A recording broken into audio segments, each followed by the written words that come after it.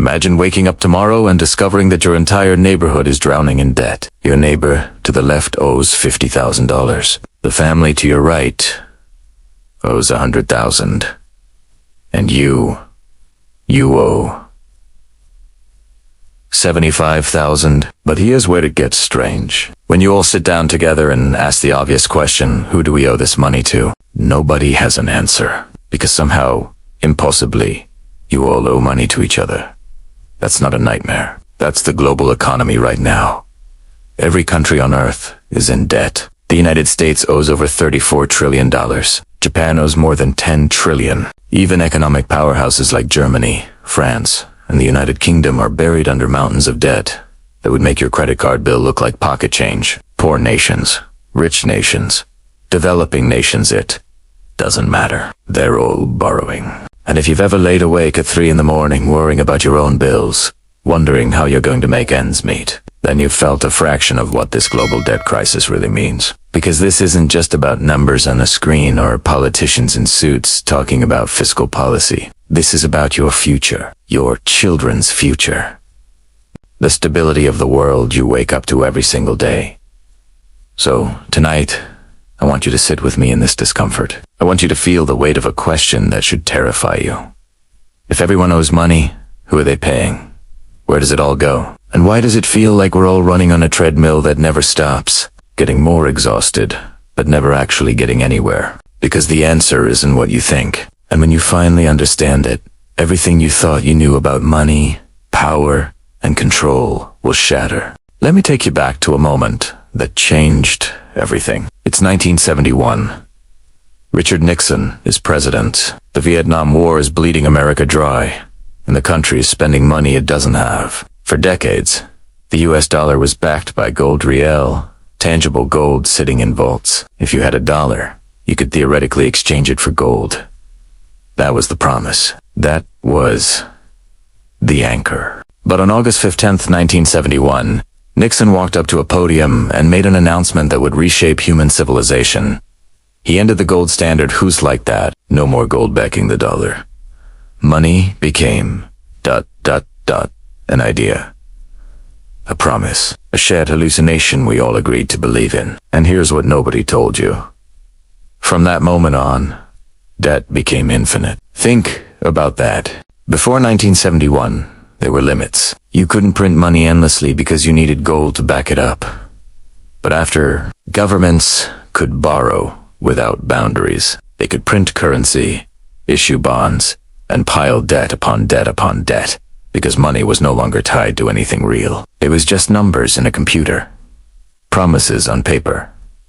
So who holds all this debt? Who are the creditors? Here's where your heart should start racing. Because the answer is everyone and no one. Let me explain. Countries borrow money by selling bonds. The United States sells treasury bonds. Japan sells Japanese government bonds. When you buy one of these bonds, you're lending money to that government, and they promise to pay you back with interest. But here's the twist that should make your skin crawl. Other countries buy these bonds. Banks buy them. Pension funds buy them. Insurance companies buy them. And regular people just like you buy them through their retirement accounts without even knowing it. China owns over $800 billion in US debt. Japan owns over $1 trillion. But the United States also owns debt from other countries. It's a web. A massive, interconnected web where everyone owes everyone. And the whole system only works if we all keep pretending it will never collapse. Do you feel it yet? The tightness in your chest. Let me tell you about a woman named Sarah. She's not real, but she represents millions of people who are. Sarah is 40 years old. She works 2 jobs, one as a nurse during the day, another as a rideshare driver on weekends. She has 2 kids, a mortgage she can barely afford, and credit card debt that keeps her awake at night. Every month, she makes her payments. Every month, she falls a little further behind. Sarah doesn't know it, but she's trapped in the same system as her government. She borrows to survive. She pays interest to banks. And those banks, they take her interest payments and use them to buy government bonds, which means Sarah is indirectly lending money to a government that's also drowning in debt. the government uses that borrowed money to fund programs, build infrastructure, and pay its own bills, including interest on previous debt. It's a cycle, a machine that runs on the promise of tomorrow. And Sarah, like all of us, is fuel for that machine. But here's what keeps me up at night, and what should absolutely terrify you. The system only works if it keeps growing. If debt keeps expanding, if we keep borrowing more, spending more, promising more. The moment it stops, the moment people lose faith in those promises, the entire structure collapses. And we've seen it happen before. Not globally, but in pieces. Argentina, Greece, Venezuela, Lebanon. Countries where the debt became unsustainable, where the promises could no longer be kept, and where ordinary people like Sarah lost everything. Their savings evaporated. Their currency became worthless. Their futures vanished. You want to know the most haunting part? Those countries didn't disappear into some alternate dimension. They're still here. Still part of the global economy. Still trying to borrow. Still trying to survive. Because in this system, there is no exit. There is no bankruptcy for nations. There's only more debt, more promises, and more pretending. So when people ask, if every country is in debt, who's the creditor? The real answer is this. We are. You are. Your retirement fund is. Your bank is. We're all creditors and debtors simultaneously, locked in a dance where the music can never stop. Because if it does, we all fall. Now, here comes the twist. The part that changes everything you think you understand about money and power. There's one institution that sits at the center of this entire web. One entity that almost nobody talks about, but everyone depends on. It's not a government. It's not a bank in the traditional sense. It's something far more powerful and far more invisible. Central banks.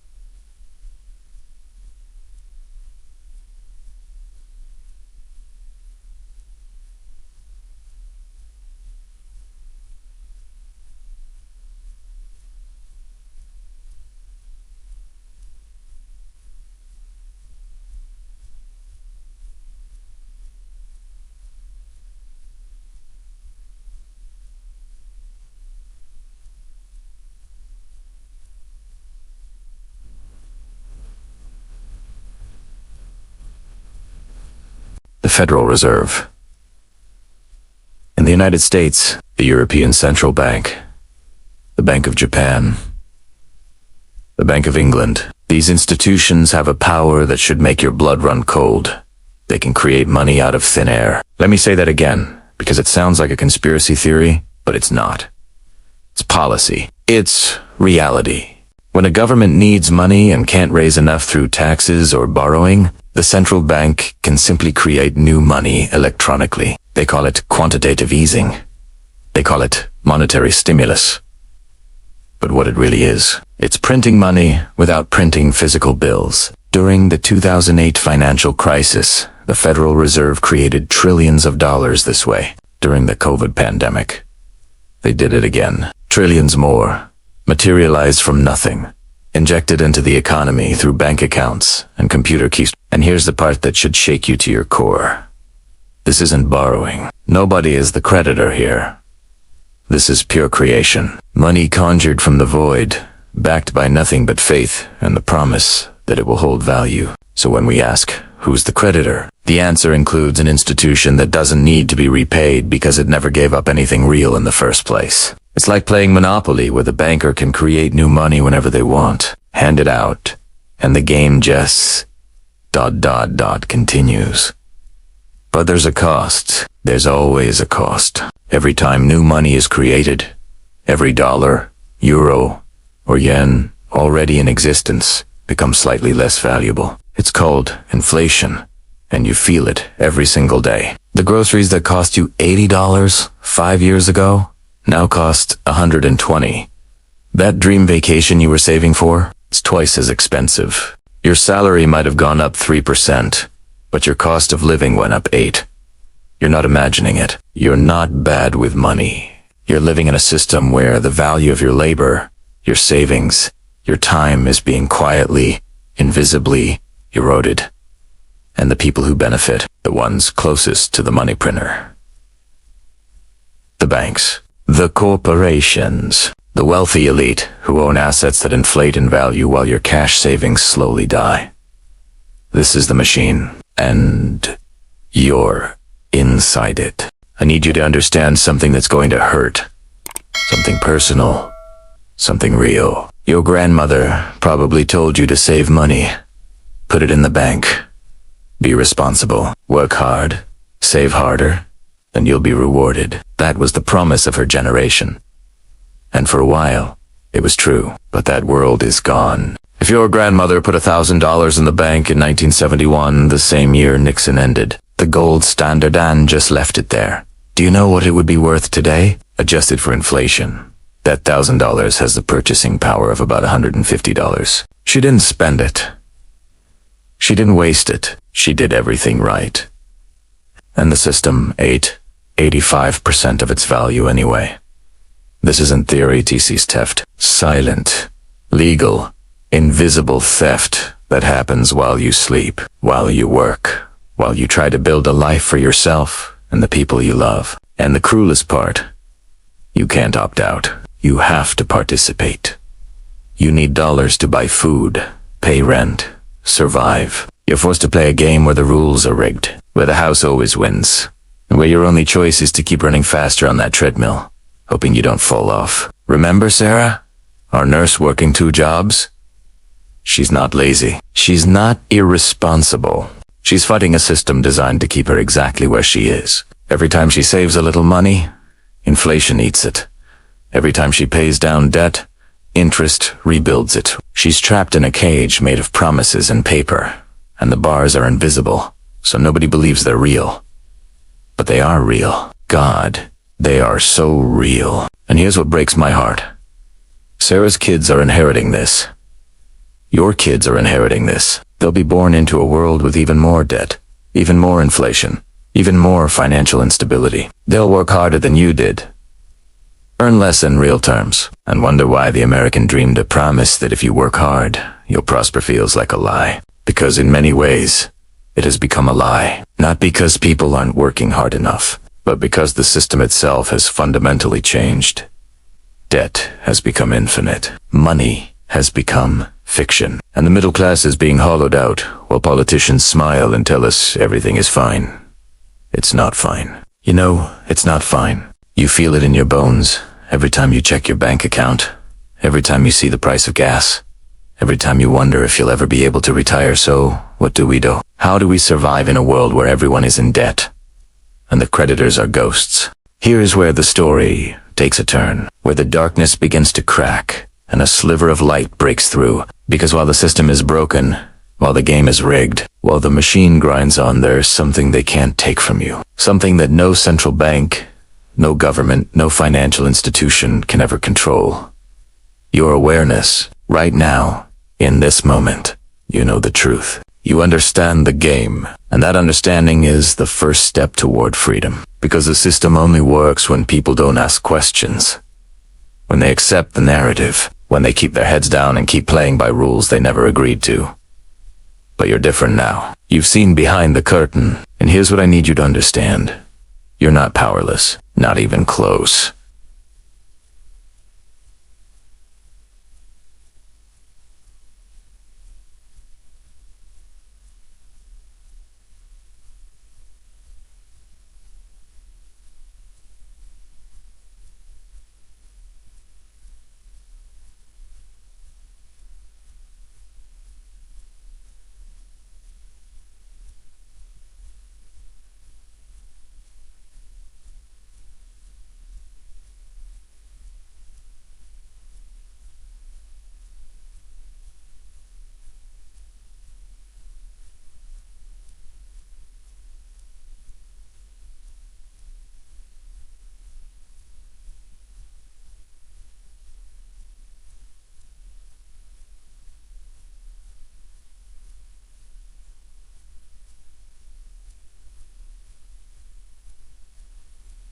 Let me tell you about a different kind of person. Let's call him Marcus. He used to be like Sarah, drowning in debt, working paycheck to paycheck, feeling hopeless. But 5 years ago, Marcus made a decision. He decided to stop playing the game the way they wanted him to. He started learning. He educated himself about money, about inflation, about assets versus liabilities. He realized that cash was being destroyed by design, so he stopped hoarding it. Instead, he bought things that held real value.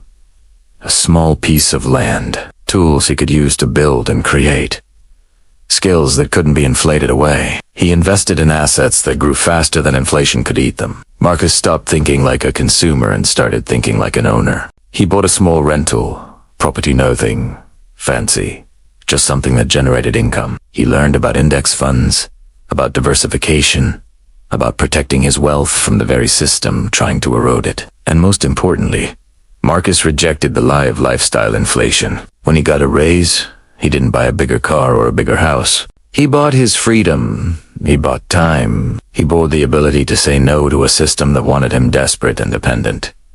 Sarah could be Marcus. You could be Marcus. Because the truth is, the people who thrive in this broken system are you and the ones who work the hardest, i.e., the ones who understand how money actually works. The wealthy don't keep their money in savings accounts watching it die. They own businesses. They own real estate. They own stocks and assets that appreciate. They use debt strategically, not desperately. They play by different rules because they know the rules. And now, so do you. But here's what really matters. Here's the part that goes beyond money, beyond debt, beyond the entire system we've been talking about. This isn't just about getting rich. This is about reclaiming your dignity. Because the most insidious thing this system does isn't just steal your wealth, it steals your hope. It makes you feel small, powerless, like you're just a cog in a machine you can't understand, let alone change. It makes you believe that your struggle is your fault, that if you're not thriving, it's because you're not smart enough, not hardworking enough, not disciplined enough. That's a lie, and it's a lie designed to keep you quiet. The system wants you exhausted. It wants you too tired to ask questions, too worried about next month's rent, to think about next decade's future. It wants you isolated, believing you're the only one struggling, when the truth is millions of people feel exactly like you do. But something beautiful happens when people wake up, when they realize they're not alone, when they understand that their pain isn't personal failure, it's systemic design.